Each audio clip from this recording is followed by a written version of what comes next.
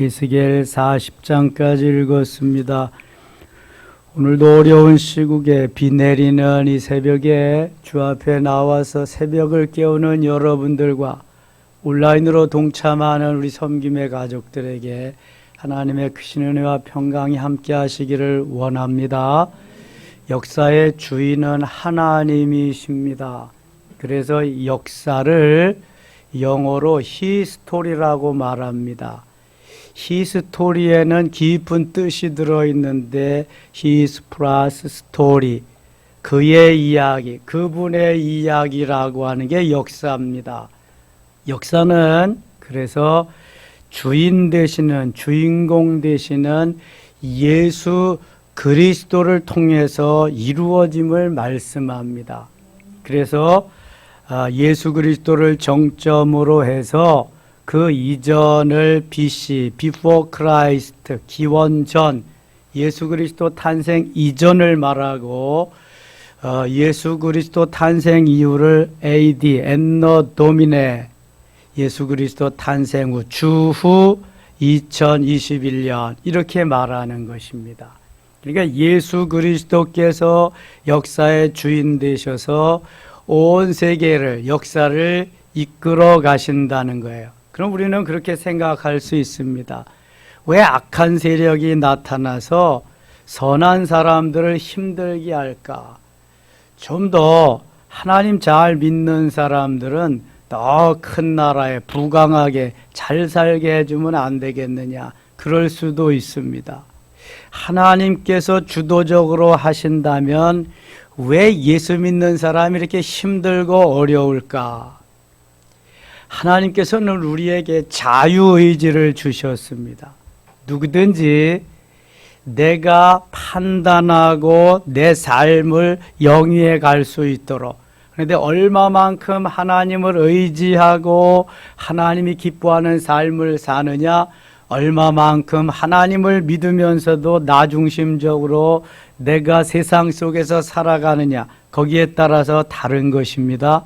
그리고 하나님의 뜻은 하나님의 때에, 카이로스라고 하는 하나님의 때에 이루시는 겁니다. 악한 사람도 악한 시대에 하나님이 쓰시려고 이 땅에 보내셨고, 선한 사람도 하나님 보시기에 아름답게 쓰시려고 보내셨습니다. 이 세상, 이 때가 어떻게 돌아갈는지 우리는 아무도 모릅니다. 하나님만 아시는 겁니다. 그러니까 잠시 후의 세계도 알 수 없고요, 미래는 더더욱 알 수가 없습니다. 하나님이 이스라엘 백성들을 하나님의 자녀로, 선택된 백성으로 그렇게 하나님께서 부르셨죠. 만드시고 부르셨습니다. 그리고 하나님이 원하시는 대로 쓰시려고 하는데 저들이 말을 듣지 않습니다. 그것은 바로 하나님을 버리고 우상을 섬겼기 때문입니다.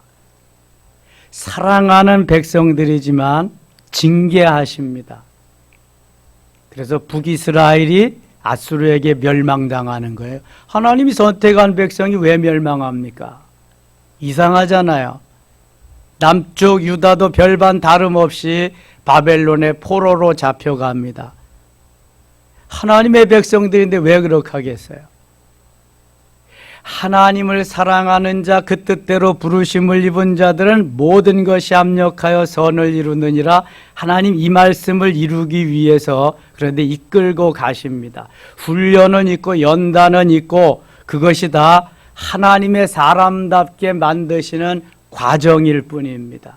반드시 하나님이 그들을 다시금 더 강하게, 능력 있게, 권세 있게 만들어 주실 줄 믿습니다. 사랑하기 때문에, 요셉을 사랑하기 때문에 요셉의 꿈을 이루게 하기 위해서 종살이도 있고 감옥 생활도 있는 거예요. 그렇지 않으면 그냥 내버려 두시는 겁니다. 저는 힘들고 어려운 시절을 사는 그리스도인들에게 이것이 훈련 기간이다, 연단 기간이다, 고난의 기간이다, 조금만 더 참고 견디면 하나님의 때, 하나님이 이루시고자 하는 그러한 때가 온다. 믿으시면 아멘? 독일이 통일될 줄 누가 알았겠습니까? 그냥 베를린 장벽에 동독 사람들이 넘어오다가 그냥 총에 맞아 죽고 갈기갈기 찢기우고 그런 시절이 계속 반복됐는데 누가 통일이 되는 줄 알았냐고요? 아무도 몰랐습니다. 그런데 하나님 통일시키는 거 보세요. 벌써 30년 지났습니다. 통일되면은 동독 먹여 살리느라고 서독은 아주 그냥 힘들게 어렵게 된다 그랬습니다. 30년이 지난 지금 유럽에서 제일 잘 삽니다. 하나님이 하시는 일을 아무도 모릅니다. 세계 유일의 분단 국가 대한민국, 한반도 남북으로 갈라져 있습니다. 휴전선에 장벽이 있습니다. 언제 어느 날 갑자기 하나님은 이제 하나가 되도록 복음으로 통일을 시킬 날이 올 줄 믿습니다. 하나님만 가지고 계시는 비밀이에요. 어느 날 갑자기 이거 하나님이 되게 하실 겁니다. 성경 역사를 보면은 하나님이 다 계획해 놓으셨어요. 하나님이 동방의 예루살렘으로 대한민국 만드셨는데 절대로 그냥 가지 않습니다. 70년 전만 해도 대한민국은 세계에서 가장 못 사는 아주 빈국입니다. 빈국. 필리핀, 캄보디아, 라오스 그런 나라가 훨씬 더 잘 살았습니다. 누가 이렇게 잘 살 줄 알았겠어요? 여러분, 미국이요 250년 전만 해도 영국의 식민지였습니다. 이제 246년 됐어요. 통일된 지, 해방된 지. 1776년에 미국이 해방됐으니까 세계를 주름잡는 세계 최강이 될 줄 누가 알았겠습니까? 아무도 몰라요, 여러분.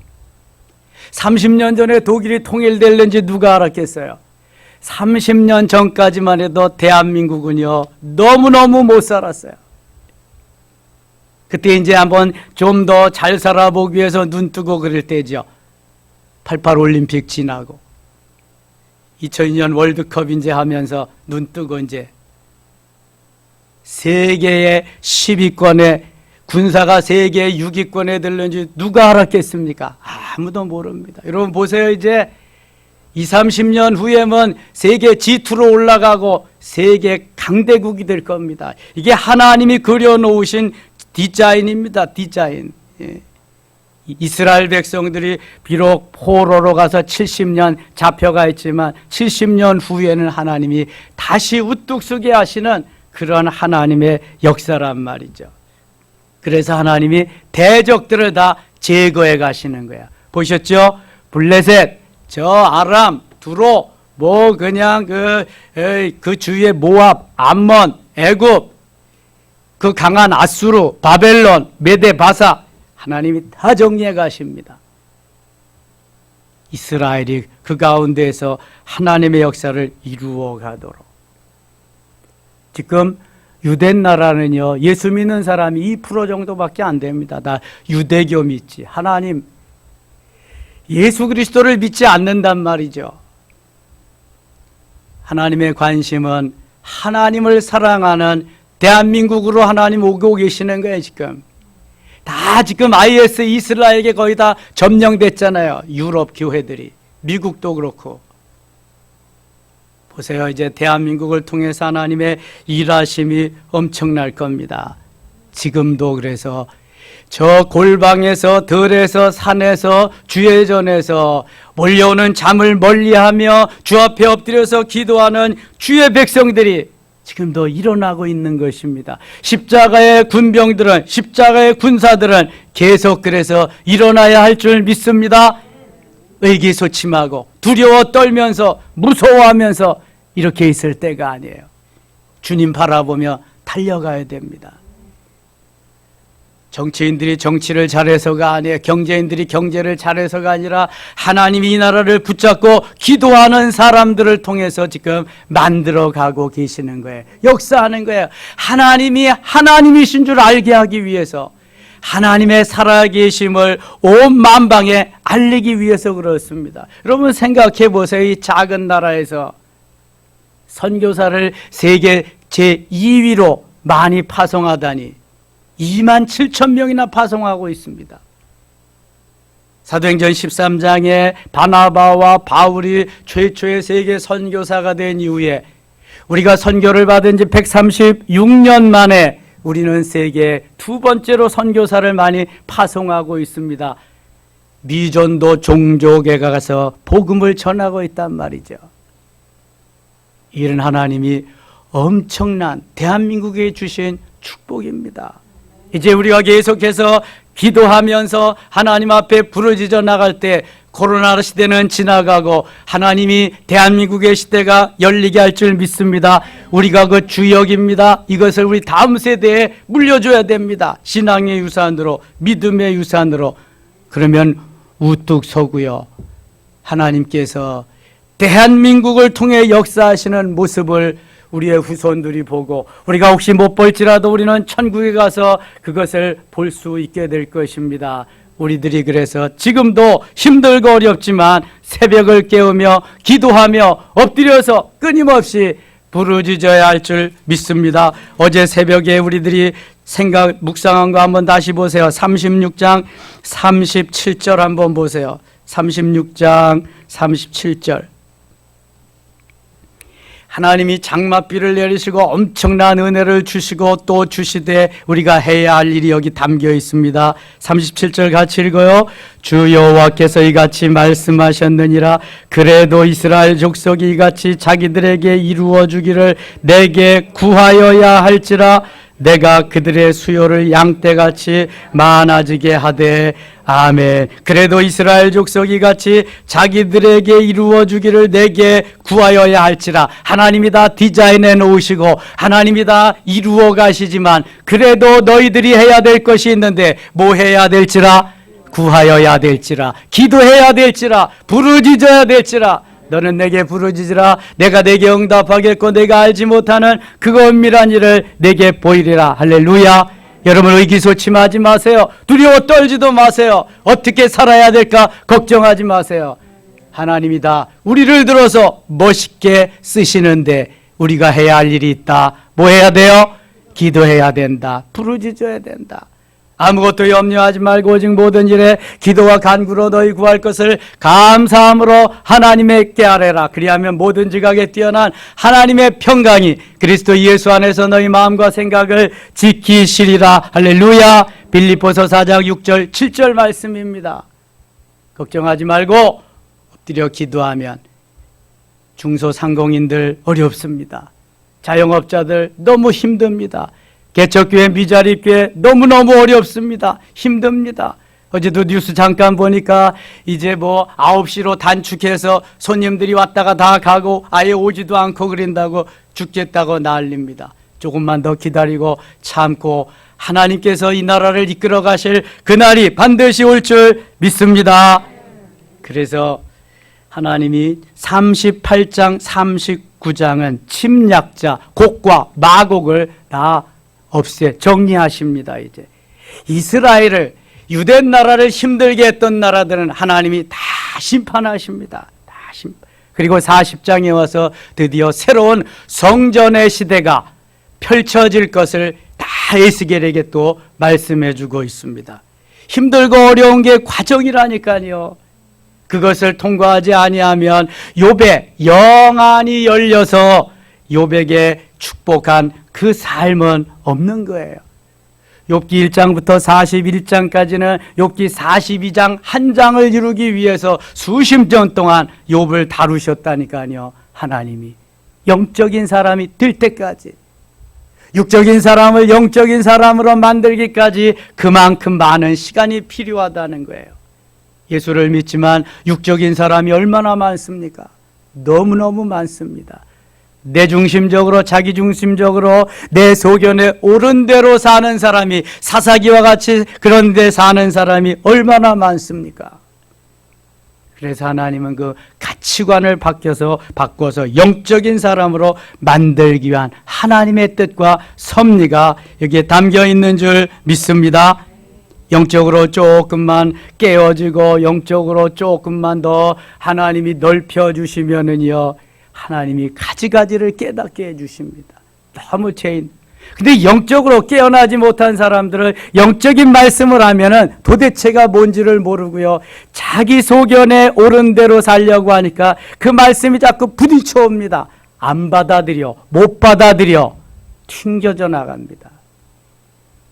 여러분, 영적으로 하나님이 솔로몬에게 내가 내게 무엇을 구하려 너는 구하라. 내가 너에게 무엇을 주면 좋겠냐 너는 구하라. 1000번째가 끝난 다음에 솔로몬이 구한 게 뭐예요? 하나님, 저는 아직 어려요. 아직 나라를 다스릴 만한 지혜가 부족해요. 저에게 열린 마음, 렙 쇼메아, 열린 마음을 주세요. 하나님 앞에 여러분 마음을 활짝 열어야 돼요. 열린 마음을 주실 때 하나님이 거기 싹 들어가셔서 거기에서 온갖 가지 은혜를 주시는 거예요. 그랬더니 열린 마음, 렙 쇼메아만 아니라 렙 하캄이라고 하는 소피아, 번쩍이는 지혜까지도 주시고 부귀와 영화도 다 주셨어요. 어떻게 하면 하나님을 기쁘게 하고 하나님의 은혜 속에 들어가서 내가 살려냐, 이게 우선이지 내가 잘 먹고 잘 살고 내 소견에 옳은 대로가 우선이 아니에요, 여러분. 하나님이 그래서 훈련하고 연단하고 만드시는 거예요. 하나님이 복 주실 때 받을 수 있도록 말이죠. 복을 주시되 받지 못하면 무슨 소용이 있겠어요?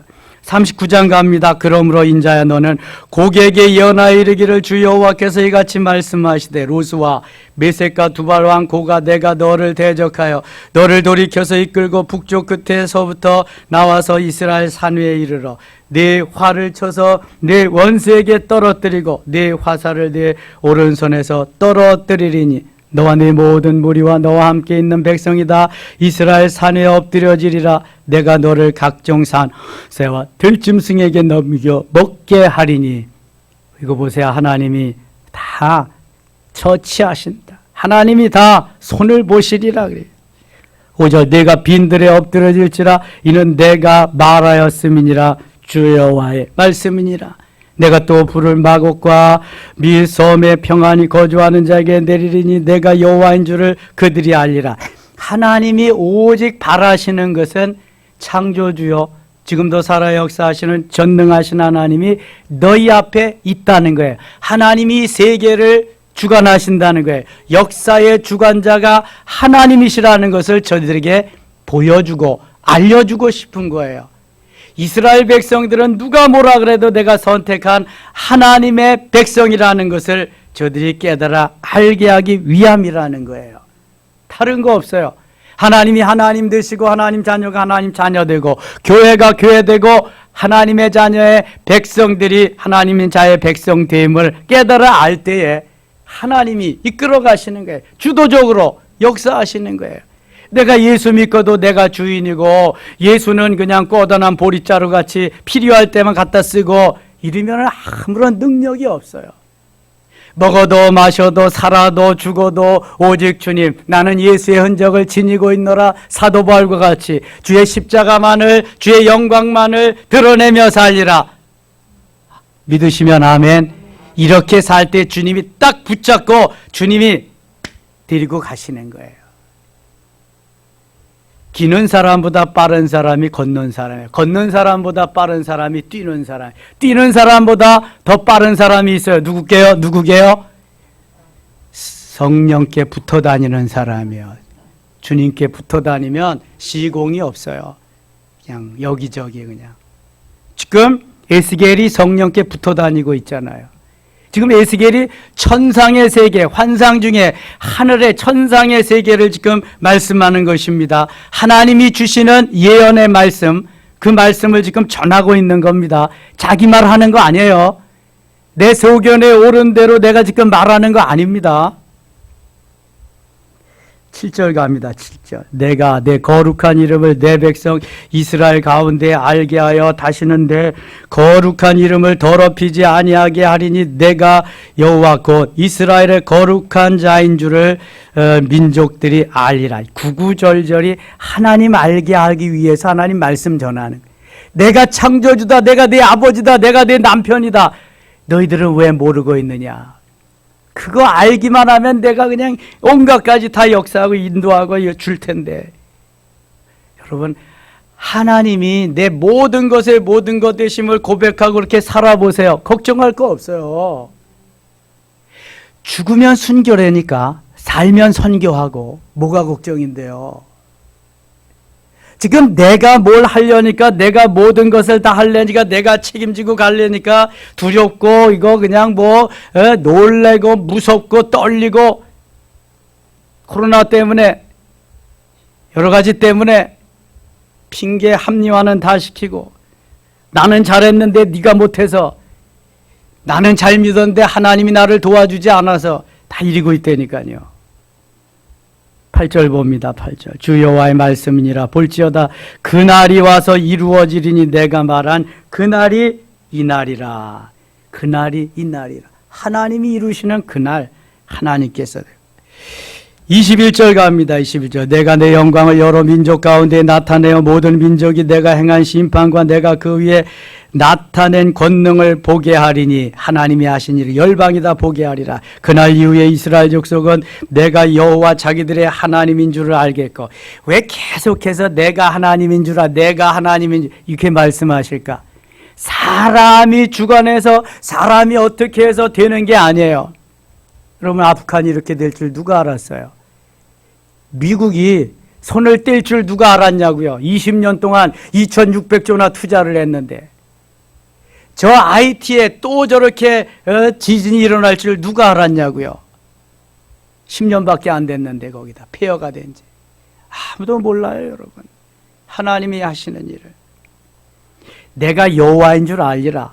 내가 하나님이야. 내가 내 아버지야. 너 그거 알고 있냐? 그거 알 때까지 너희들은 훈련하고 연단하고 만들어가. 24절입니다. 내가 그들의 더러움과 그들의 범죄한 대로 행한 그들에게 내 얼굴을 가리었었느니라. 그러므로 주 여호와께서 이같이 말씀하셨느니라. 내가 이제 내 거룩한 이름을 위하여 열심을 내어 야곱의 사로잡힌 자를 돌아오게 하여 이스라엘 온 족속에게 사랑을 베풀지라. 내가 열심을 내어서. 하나님이 언제는 열심이 아닌가요? 이렇게 하나님이 저들을 다시 돌아오게 하는데 지금 다 너희들에게 관심이 있다. 내가 다른 사람에게 관심이 너희에게 있어. 내 사랑하는 자녀들, 내 사랑하는 아내, 너에게. 그런데도 못 알아듣는 거죠. 27절입니다. 내가 그들을 만민 중에서 돌아오게 하고 적국 중에서 모아내어 내 많은 민족이 보는 데에서 그들로 말미암아 나의 거룩함을 나타낼 때라. 하나님의 거룩하심을 나타내. 28절 같이 읽어요. 전에는 내가 그들이 사로잡혀 여러 나라에 이르게 하였거니와 후에는 내가 그들을 모아 고국 땅으로 돌아오게 하고 한 사람도 이 땅에 남기지 아니하리니 그들이 내가 여호와 자기들의 하나님인 줄을 알리라. 아멘. 그래서 이 일을 이루기 위해서 어떤 사람을 예비해 놓았어요? 고레스라는 사람을 예비해 놓았어요. 이사야 44장 28절, 45장 1절에 내 목자, 내가 기름 부어 세운 자. 전혀 하나님을 알지 못하는 고레스. 여러분, 하나님의 뜻이 얼마나 심오한가 보세요. 우리는 몰라. 아무것도 몰라. 어린아이들 모르죠. 아무것도 몰라. 하나님 그러나 다 계획하고 어린아이들 내가 이게 어떻게 키워서 어떻게 하래. 엄마 아빠의 마음속엔 다 있는데 어린아이들은 아무것도 모르는 거예요. 범죄하고 그럴 때가 좋고 그냥 지금도 그런데 아무것도 몰라. 하나님은 이 깊은 뜻을 가지고 저들을 사랑하고 저들을 이끌어가고 있는데 40장 갑니다. 40장. 그래서 하나님께서 에스겔에게 환상 중에 이상 중에 하나님과 함께 거닐면서 예루살렘 성읍 그 다음에 거기에 예루살렘 성전이 어떻게 또 펼쳐질 것인가를 다시 말씀하십니다. 다 폐허가 됐으니까 이제 이렇게 될 것이다 하는 것을 이상 중에 환상 중에 말씀하십니다. 40장 1절 우리가 사로잡힌 지 25째 성이 함락된 후 14째 첫째 달 열째 날에 곧 그날에 여호와의 권능이 내게 임하여 나를 데리고 이스라엘 땅으로 가시되. 지금 에스겔은 어디 있어요? 어디 있어? 에스겔은 어디 있어요? 바벨론에 있지. 바벨론에. 근데 하나님의 영이 에스겔을 데리고 쫙 이스라엘로 가시는 거예요. 하나님께서 데리고 쭉 가시는 거예요. 2절 하나님의 이상 중에 나를 데리고 이스라엘 땅에 이르러 나를 매우 높은 산 위에 내려놓으시는데 거기에서 남으로 향하여 성읍 향상 같은 것이 있더라. 지금 환상 중에 이 영적으로 에스겔이 지금 영혼만 지금 이스라엘 땅으로 간 거예요. 주님이 데리고 가셔서. 우리도 이렇게 육신과 영혼이 좀 분리되는 경험을 해서 내가 천상의 여행도 좀 하고 하나님이 기뻐하시는 이러한 영적인 체험을 하면 너무너무 좋습니다. 이게 은혜 깊은 곳에 그러면은 성령께 이끌려서 이 정도 되면은 너무너무 좋죠.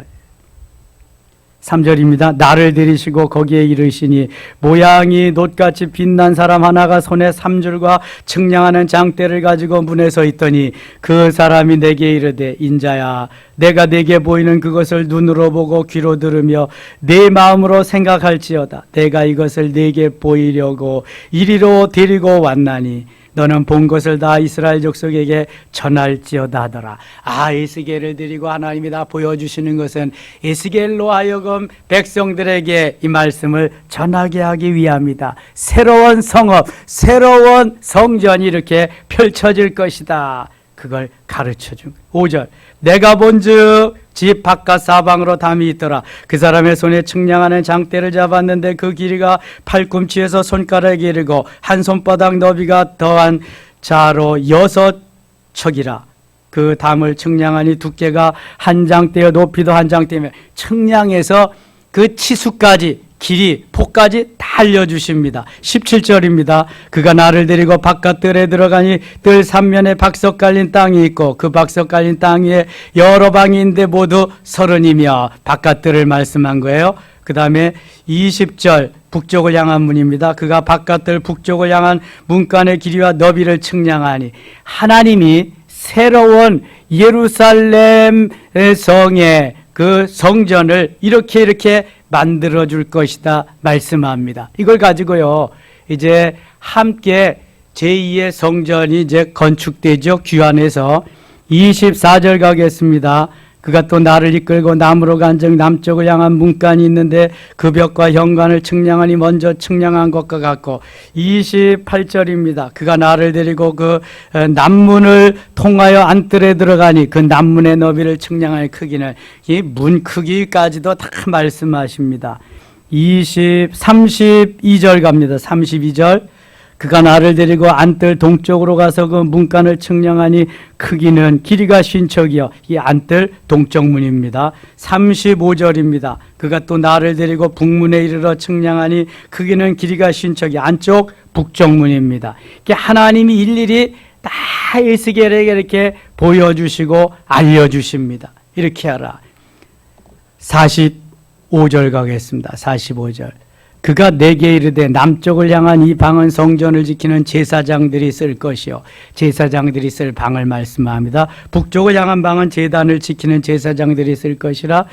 이들은 레위의 후손 중 사독의 자손으로서 여호와께 가까이 나가 수종드는 자니라 하고 누가 이 방을 쓰고 이렇게 해야 될 것까지 다 말씀하십니다. 그가 또 그 뜰을 측량하니 길이는 100척이요 너비는 100척이라 네모 반듯하여 제단은 성전 앞에 있더라. 47절 48절 읽고 마치겠습니다. 그가 나를 데리고 47절 48절 그가 나를 데리고 성전문 현관에 이르러 그 문의 좌우벽을 측량하니 너비는 이쪽도 5척 저쪽도 5척이며 두께는 문 이쪽도 3척이요 문 저쪽도 3척이며 그 현관의 너비는 20척이요 길이는 11척이며 문간으로 올라가는 층계가 문벽 곁에는 기둥이 있는 하나는 이쪽에 있고 다른 하나는 저쪽에 있더라. 아멘. 이 예스겔이 본 성전이요 구체적으로 47장에 가서 어떤 역할을 하는지 아주 디테일하게 말씀합니다. 그 성전 문지방에서 생명수가 나오기 시작해가지고요 발목으로 무릎으로 허리로 헤엄할 강으로 이렇게 쳐져서 그 은혜 가운데 살게 하시는 하나님의 섭리가 펼쳐집니다. 여러분 하나님이 얼마나 오묘하신 분인지 몰라요. 그래서 우리가 주님만 믿고 따르고 의지하고 소망하며 가면은요, 노 프로블렘, 문제 없습니다. 하나님이 다 책임져 주셔서 붙잡으시고 인도해 주실 줄 믿습니다. 현재의 고난은 장차 우리에게 다가올 영광과 좋게 비교할 수 없느니라. 예레미야가 3장 33절에 주께서 인생으로 고생하며 근심하게 하심이 본심이 아니시로다. 그래서 예레미야 33장 3절에는 시작, 너는 내게 부르짖으라. 내가 내게 응답하겠고 내가 알지 못하는 크고 은밀한 일을 내게 보이리라. 할렐루야. 이 저녁에, 아니 이 새벽에, 저녁도 올 것이지만 부르짖어 기도하는 여러분들에게 하나님이 그 놀라운 은혜로 채우실 수 있기를 축원합니다. 하나님 아버지 고맙습니다. 비 내리는 그러한 날에도 사모하며 달려 나왔더니 하나님 큰 은혜 주셨습니다. 고맙습니다. 깨우쳐 주시고요, 에스겔과 같이 영적으로 부요한 자가 되고 영적으로 하나님 깨우침 받아서 천상의 세계를 보며 영혼과 육체가 분리되는 경험을 하며 영적으로 하나님을 기쁘시게 해드리는, 그래서 우리의 삶이 영혼 몸이 하나님을 감동케 하는 모든 우리들 되게 하여 주옵소서. 기도할 때 응답해 주시고 더 큰 은혜와 비전 속에서 이 하루도 승리한 날 되게 하여 주시옵소서. 예수님의 이름으로 기도드리옵나이다. 아멘.